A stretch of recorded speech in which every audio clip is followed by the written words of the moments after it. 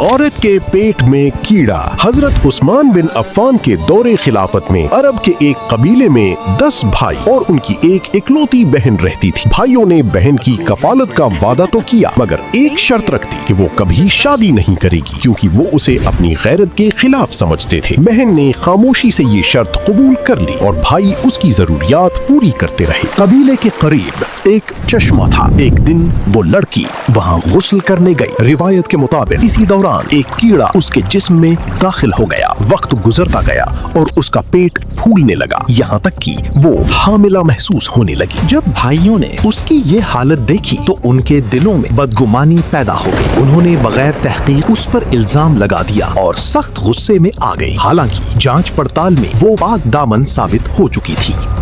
मामला संगीन हो गया और आखिरकार ये मुकदमा हजरत अली बिन अबी तालिब के सामने पेश किया गया। रिवायत के मुताबिक आपने एक तश्त में खुशबूदार काई और घास मंगवाने का हुक्म दिया। जब लड़की उस पर बैठी तो खुशबू की तासीर से उसके जिस्म में मौजूद कीड़ा बाहर आ गया। ये मंजर देखकर सब लोग हैरान रह गए और उस लड़की की बेगुनाही सब पर वाज़ेह हो गई। ये वाकया हमें सिखाता है कि बगैर ताकीद किसी पर इल्जाम लगाना बहुत बड़ा जुल्म है।